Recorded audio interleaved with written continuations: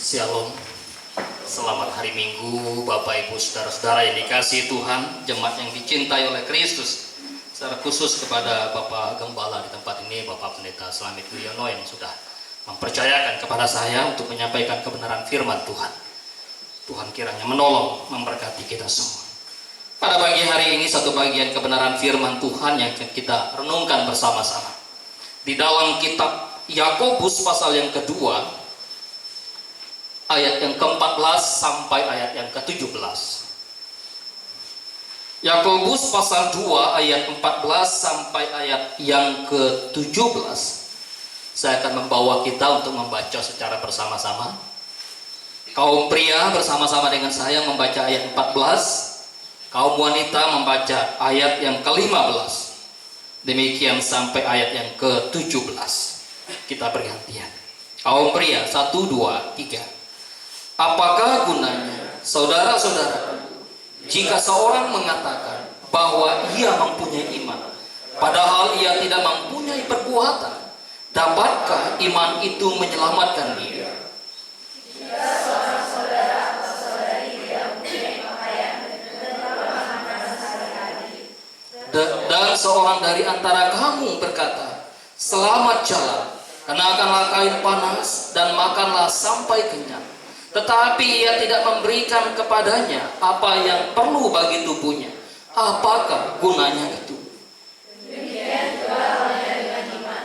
Jika iman itu tidak disertai perbuatan, maka iman itu pada hakikatnya adalah mati.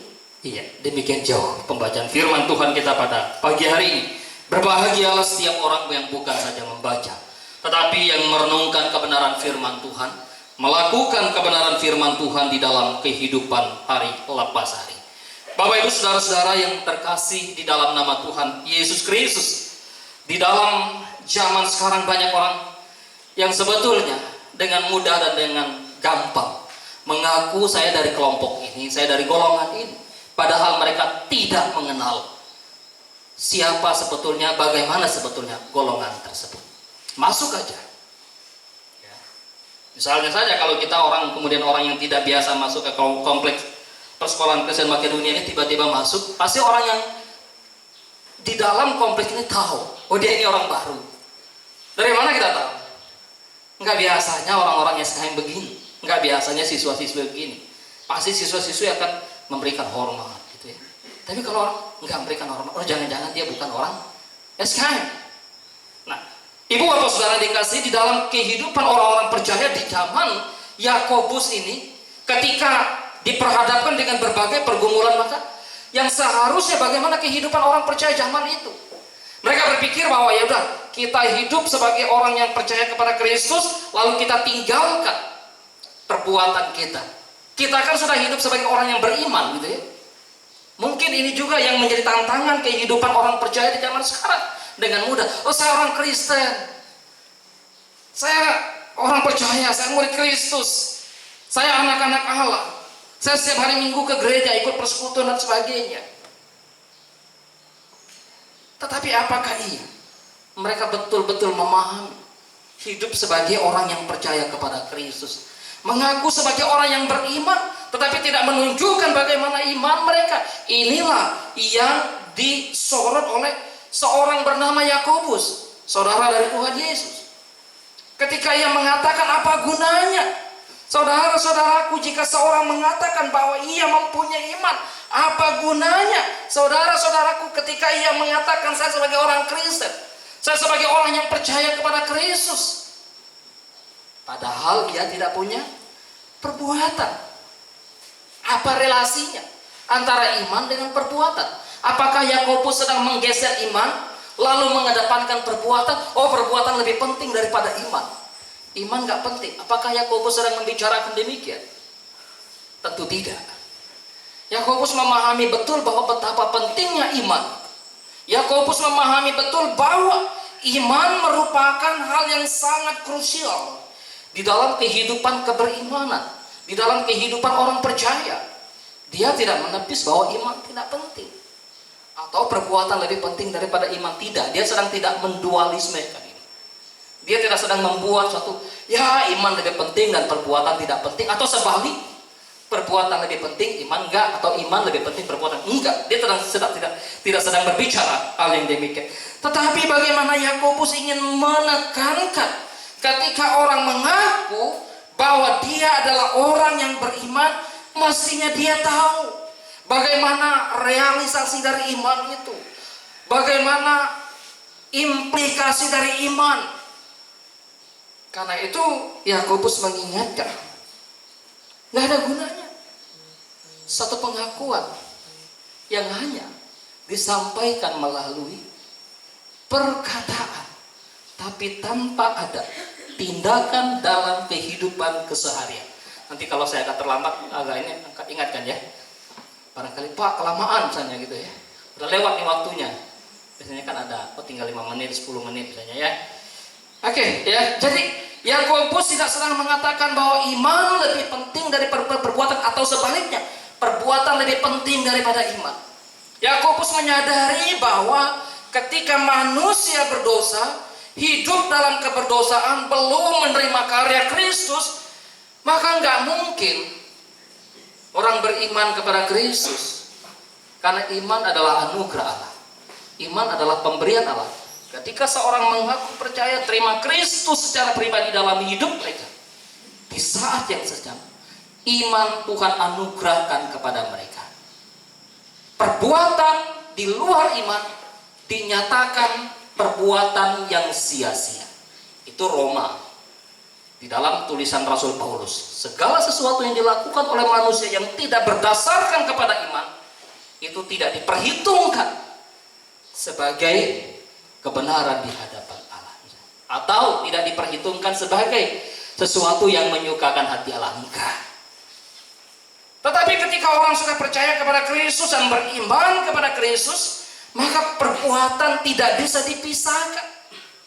Perbuatan kebajikan tidak bisa diabaikan. Nggak bisa, kita cukup beriman saja Pak, kita nggak usah perbuatan. Nggak bisa. Saya cukup beriman kepada Kristus supaya saya bisa naik kelas. Saya nggak mau belajar, kan nggak bisa. Saya cukup beriman kepada Kristus untuk mendapatkan suatu kehidupan yang layak, perekonomian yang baik, lalu tanpa ada pekerjaan, tanpa bekerja, kan nggak bisa juga. Bagaimana iman berbuah pada atau menghasilkan suatu tindakan. Oleh sebab itu, jika seorang saudara atau seorang saudari mempunyai pakaian dan kekurangan makanan sehari-hari, dan seorang di antara kamu berkata, selamat jalan, silakan jalan. Orang tahu dia lagi mau berpergian, lalu orang yang katakannya selamat jalan Pak, silakan pergi.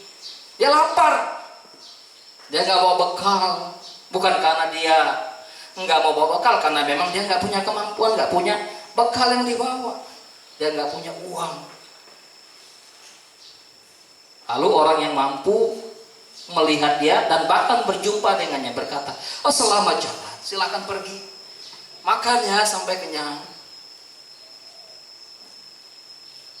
Atau seorang berpergian dan tanpa menggunakan pakaian gitu ya, adanya pakaian, mungkin pakaian yang cukup mengkhawatirkan.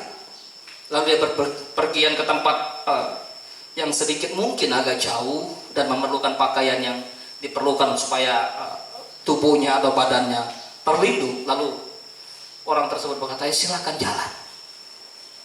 Lalu tanpa memperhatikan, tanpa melihat apa yang dibutuhkan, apa yang diperlukan di sana, maka Yakobus menyorot bagian ini. Ya, ia tidak memberikan kepadanya apa yang diperlukan bagi tubuhnya. Apakah gunanya itu? Nggak ada gunanya. Iman yang demikian dikatakan iman yang kosong. Iman yang demikian dikatakan iman yang hampa. Dan bahkan iman yang demikian dikatakan iman yang mati.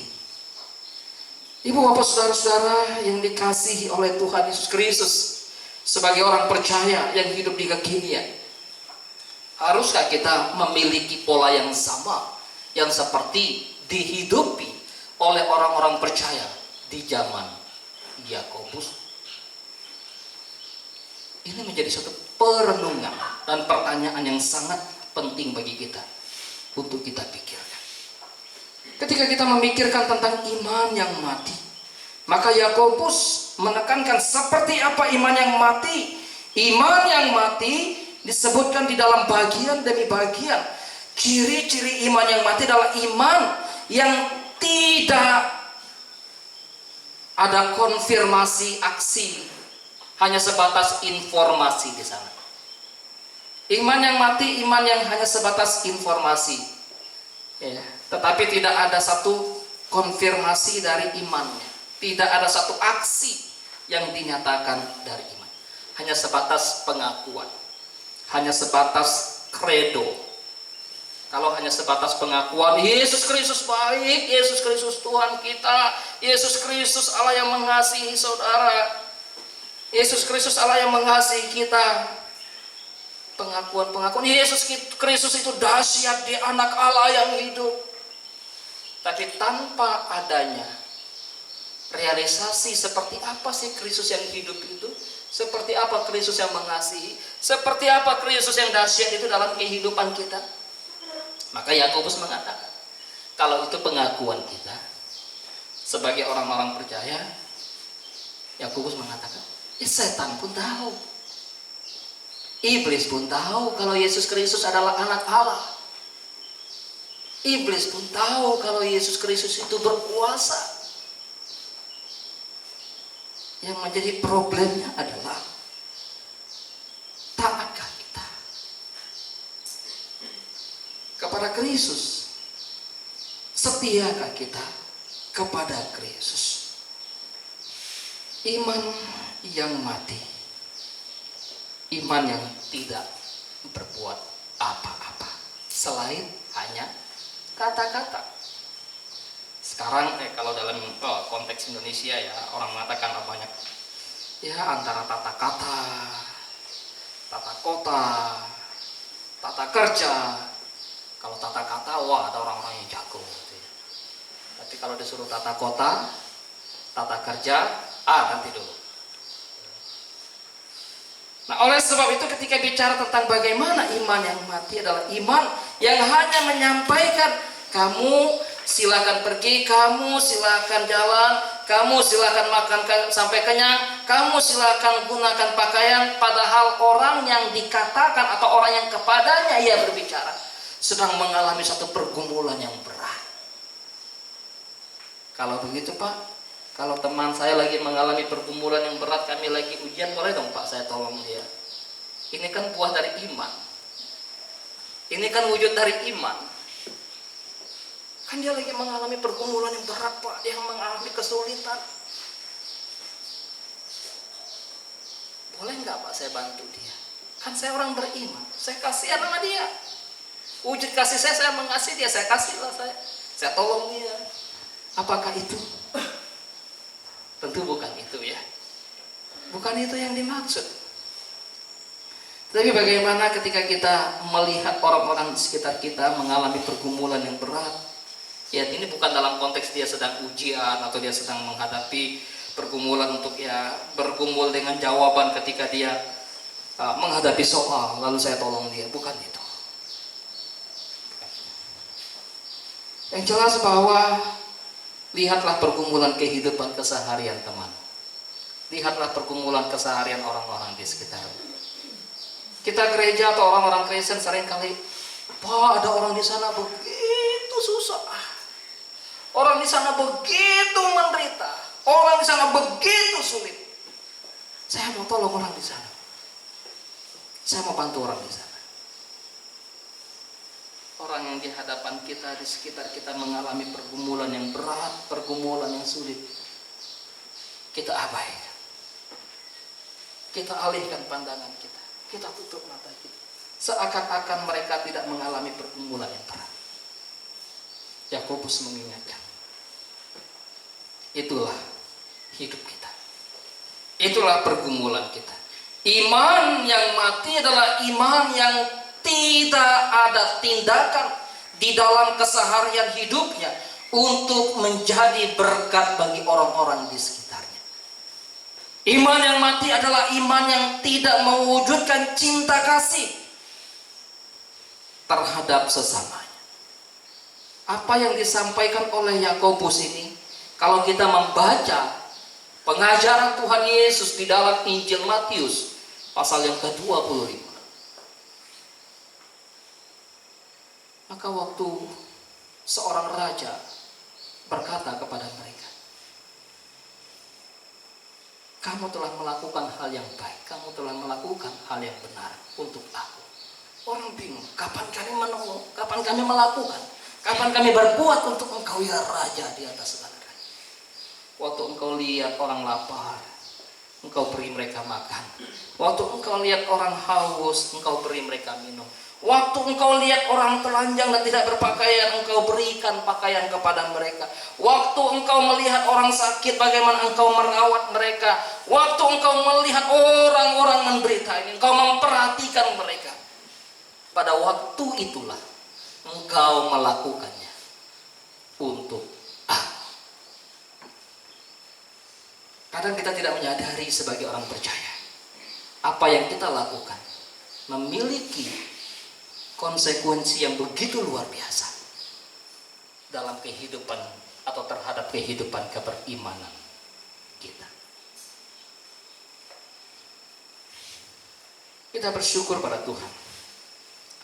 Tempat ini menjadi satu tempat di mana kita dibentuk dan membentuk kita untuk menjadi anak-anak Tuhan yang begitu luar biasa. Di tengah-tengah kehidupan dunia yang begitu hancur, porak-poranda, tantangan demi tantangan. Tapi saudara dan saya, kita bersyukur pada Tuhan. Ada satu pengalaman yang begitu luar biasa yang saya dapatkan ketika saya dipercayakan oleh rekan-rekan untuk mengikuti roadshow ke daerah Jangkang, Balai Sebut. Saya berdiskusi dengan seorang pendeta di sana. Bagaimana kehidupan anak-anak muda, pemuda-pemuda di sini, Pak? Orang datang banyak, Pak, pemuda-pemudi dari berbagai daerah sekolah di sini, di SMP, SMA, di kabupaten ini. Lalu bagaimana kehidupan keberimanan mereka?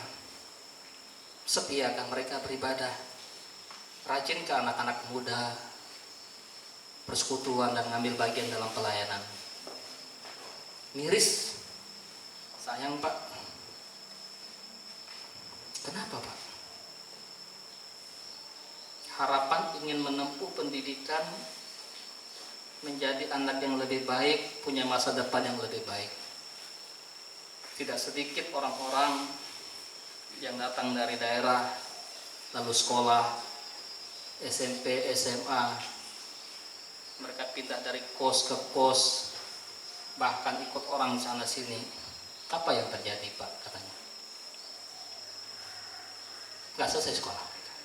Kenapa? Rusak masa depan mereka. Kenapa rusak? Pergaulannya, Pak.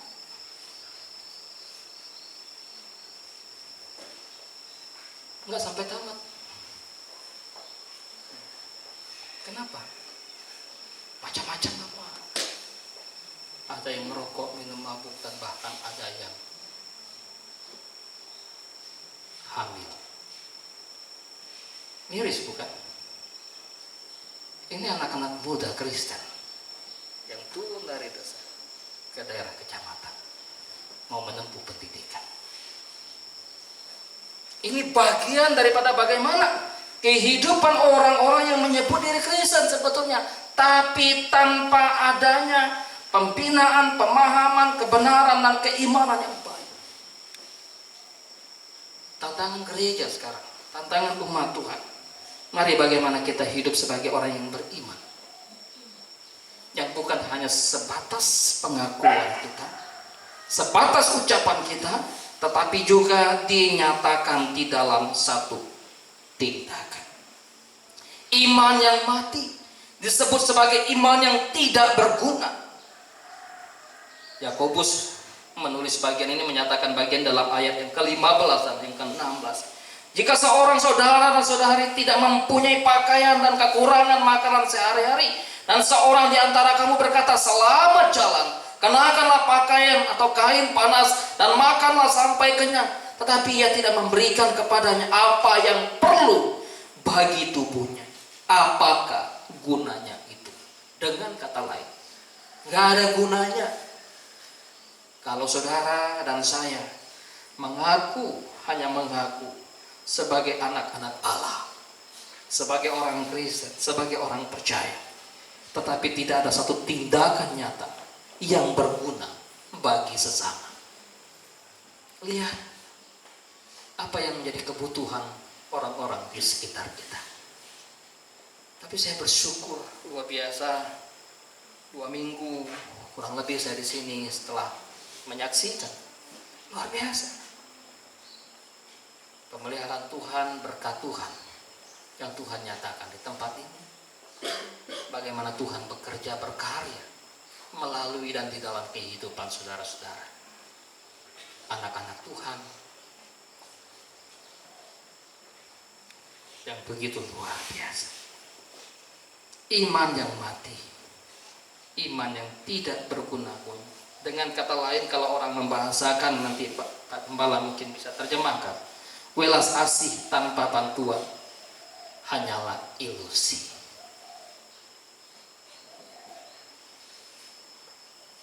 Welas asih tanpa bantuan hanyalah ilusi. Kasihan loh dia. Kasihan loh teman kita sekamar, dia lagi sakit nih. Tapi mengasihimu ya.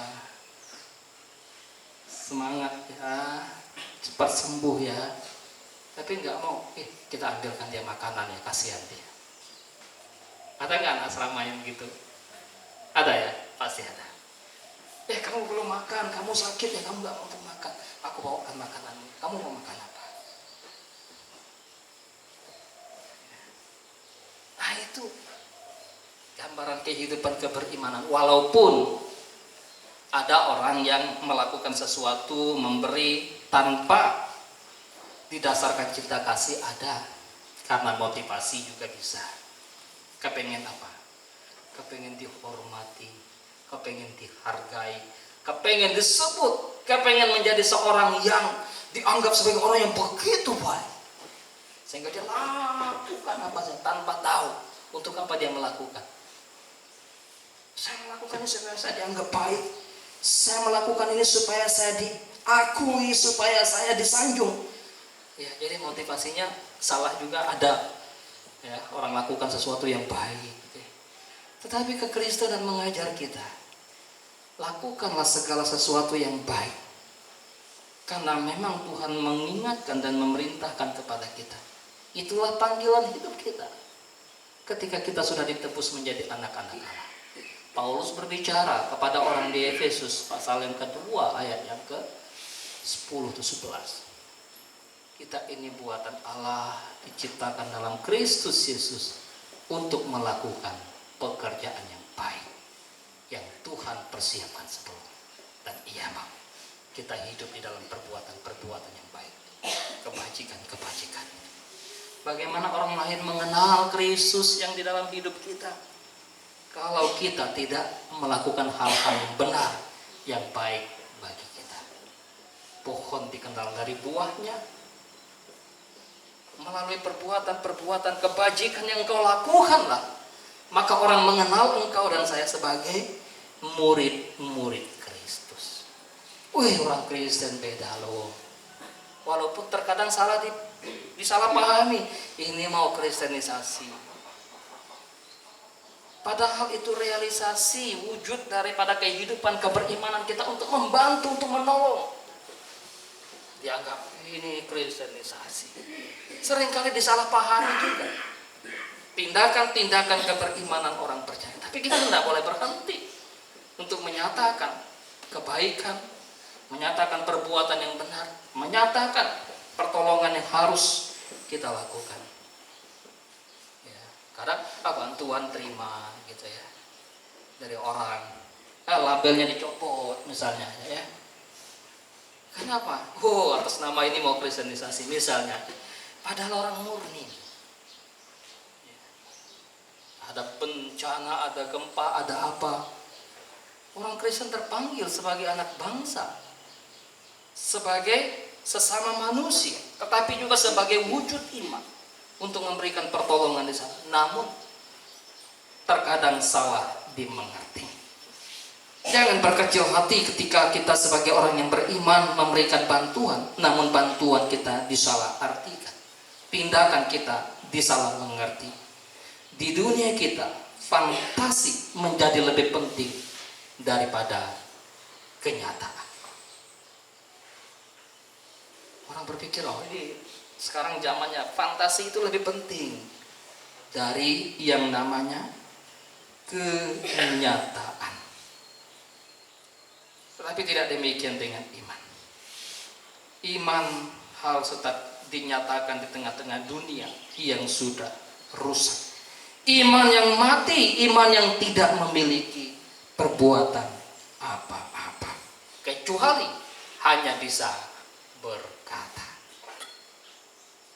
Karena itu, mari kita terus bergumul, berdoa, minta Tuhan tolong kita hidup sebagai orang yang beriman, tapi juga hidup sebagai orang yang bertindak. Nyatakanlah iman kita bukan hanya melalui pengakuan kita, tetapi juga melalui tindakan kita. Seorang bernama John Murray pernah mengatakan, iman yang tidak berhasil bukanlah iman yang sejati. Iman yang sejati itu dilihat dari bagaimana hasilnya. Hasilnya seperti apa? Hasilnya lihat dari kehidupan keseharian. Lihat dari bagaimana dia hidup sehari-hari. Lihat dari bagaimana dia belajar. Lihat dari bagaimana dia bekerja. Lihat dari bagaimana dia hidup dalam keluarga. Lihat dari bagaimana dia hidup menghormati seorang dengan yang lain. Lihat dari bagaimana dia hidup sebagaimana anak-anak yang taat kepada orang tua. Lihat dari bagaimana dia sebagai orang tua yang punya atau bertanggung jawab di dalam kehidupan keluarga. Itulah hidup keberimanan orang percaya. Hari-hari kita tentu ya diperhadapkan dengan bagaimana kita mengaktualisasikan iman. Kalau saya ambil contoh iman yang dinyatakan oleh Yakobus dalam bagian ini, iman yang membutuhkan satu pengakuan lewat kehidupan kita, baru orang tahu kamu orang beriman. Kalau tiba-tiba satu hari atau satu pagi-pagi tiba-tiba seorang mengatakan di kompleks ini, saya seekor gajah, saya seekor gajah. Lalu dia memproklamirkan diri seekor gajah. Orang gak akan percaya. Dia adalah seekor gajah. Kenapa? Lu beda kok dari seekor gajah itu ya. Lu manusia, nggak akan percaya. Tapi kalau saudara atau ada seorang mengatakan saya adalah manusia yang Tuhan ciptakan, karena orang langsung melihat, oh iya, memang dia manusia. Itulah iman yang Yakobus ingin katakan. Ada iman, ada tindakan, orang tahu. Pengakuan tanpa tindakan hanyalah sebuah kesia-siaan, enggak berfaedah apa-apa. Karena itu iman seperti apa yang kita miliki? Apakah iman yang mati atau iman yang hidup? Kalau iman yang mati, kembali kita merenung ulang sebagai orang percaya. Kalau iman yang hidup, nyatakanlah iman itu lewat tindakan-tindakan keseharian kita. Lihat orang tetangga kita, kiri kanan kita. Jangan pula orang sudah tolong kita lalu kita katakan orang, oh dia nggak ada tolong saya, nggak ada perhatian sama saya. Perhatian itu tidak selalu harus dibelai. Oh belai kamu kasih saya, ternyata enggak.